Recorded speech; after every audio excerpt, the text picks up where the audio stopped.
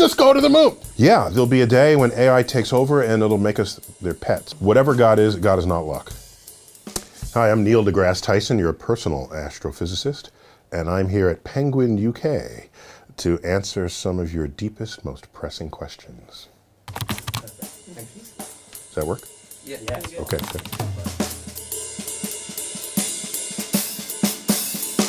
Have you really thought about what it would take to fake a moon landing? Because the rocket did launch.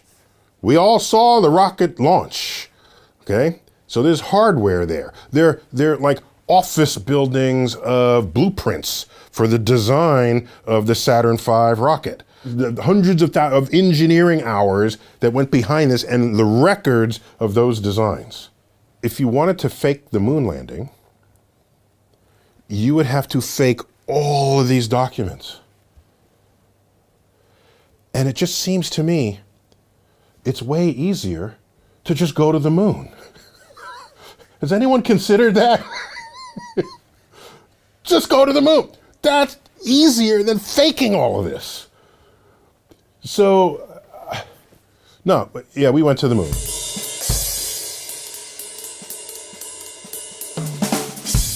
So climate change will not make Earth uninhabitable. Climate change will make Earth a living hell. In fact, I live in New York City, where in our harbor we have the Statue of Liberty. And there she is holding the Declaration of Independence. And in her left arm and her right arm is the torch. If you melt the water ice that's on land, the ocean level will rise to reach her left elbow. So that takes out all of New York City. And basically every other coastal city that we've spent thousands of years building since the dawn of civilization. So life will be very, very different. So the way I look at it is, there are people who want to colonize other planets, give us an escape route. We trashed Earth, let's move elsewhere and hope we don't trash that. Well, there aren't many places to move. You'll vaporize on Venus, so you're not going to Venus. Mars rotates once every 24 hours. That's kind of interesting. It's tipped on its axis, as Earth is, which means it has seasons. It has polar ice caps, the way we still do at this moment. And there's evidence of running water on its surface. So there's a chance we could terraform Mars. My favorite word of the past few decades. You turn something that's not like Earth into something that's like Earth. So then you just move there. So here's the catch. If you have the power of geoengineering to turn Mars into Earth, then you have the power of geoengineering to turn Earth back into Earth. I don't know if God exists. Deeply religious people are certain he exists, he or it. There are ardent atheists who are sure God does not exist. My posture is, particularly in the monotheistic traditions, that God is typically described as being all-knowing, all-powerful, and all good. Yet I look back through history, in particular there was I can choose many examples, but a famous example is the earthquake in Lisbon, Portugal. When was it? 1755, somewhere around there. 80,000 people died. By the way, that earthquake took place on All Saints' Day, in the morning, when most people, Lisbon, one of the holiest cities in Europe, most people were in church. Churches were the largest structures of the day. If you have an earthquake, what's the first building to collapse? It's the ones that are the largest, the most susceptible. So people died in churches. Then there's a tsunami that basically wiped Lisbon off the map. Either God is not all good, if we define good as being in the interest of your health and longevity, that's a pretty simple definition of something that's good for you, or God is not all powerful. But it's not clear whether God could be both of those at the same time for that event. So I take issue with what many people say God is. But there are other kinds of ways to think about God. There are enlightened religious people who would say God is the manifestation of the laws of physics in the universe. I don't have a problem with that. But is God the person who tells you who you should mate with and on what day you should eat what kind of food and is that your God? That's different from this other one that maybe just sort of put the universe into place. So I don't really concern myself much with it unless someone finds a way that any understanding of God can give me insight into making another discovery. And that hasn't happened yet. There are many people who will see things happen to them that are in their favor. They say, oh, someone's looking over me. So that's a fascinating phenomenon when that happens.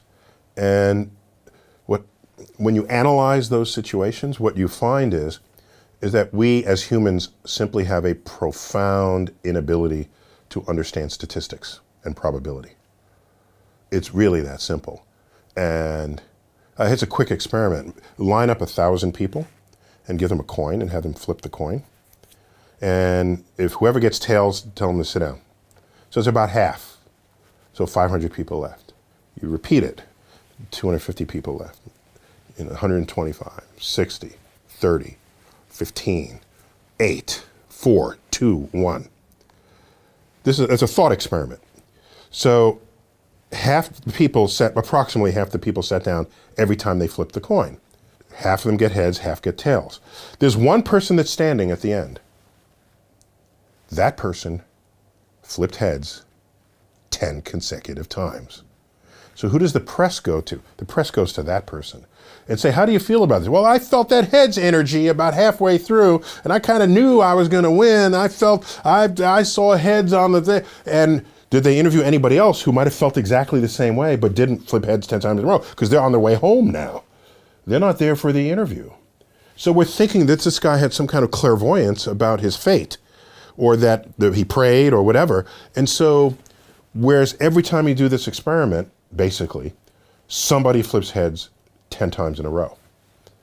And so we don't know how to handle coincidences or things that are rare for you, even if they're common in total. So, whatever God is not luck. We can demonstrate that mathematically.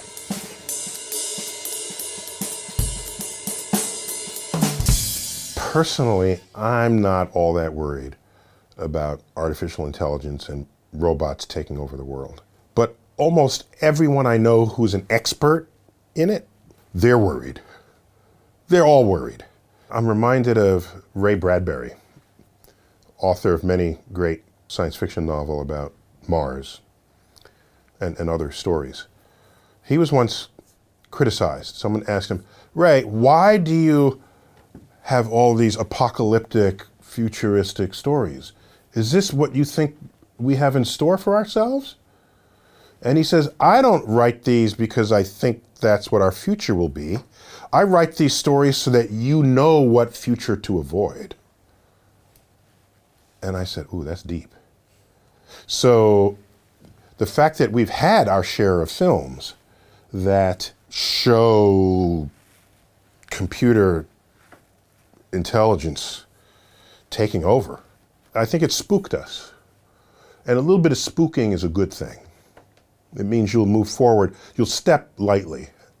But here's my reasoning for why I'm not as afraid as AI experts. Every manifestation of computer ability that has arisen has been parsed into some task or set of tasks that we previously had undertaken, and now the computer does it. So we used to build cars on an assembly line. Now robots build cars, and cars are better than they have ever been. People think of robots that'll run around and they'll have all this high intelligence. Well, go back 40 years ago, 50 years ago. people were imagining robots, humanoid robots, and then the robot would then drive your car. No, not today. The car is the robot. So the idea that you would have what they call general intelligence, some kind of entity that can learn anything and do it better than any of us, I just don't see that as the direction things are headed. We'll have tasks, we'll get some really good computer to figure out how to do it better than we can, and then it happens. So I'm not as worried. But if the concerns of AI experts are real and we need to heed them, yeah, there'll be a day when AI takes over and it'll make us their pets. Right. We should all behave, learn how to behave better, because the day AI takes over, they're going to pass judgment on whether humans should continue or not in this world. They're rendering all these other animals extinct, they're destroying the environment, they can't even be shepherds of their own fate. So, yeah, they'll just exterminate us all. Have a nice day.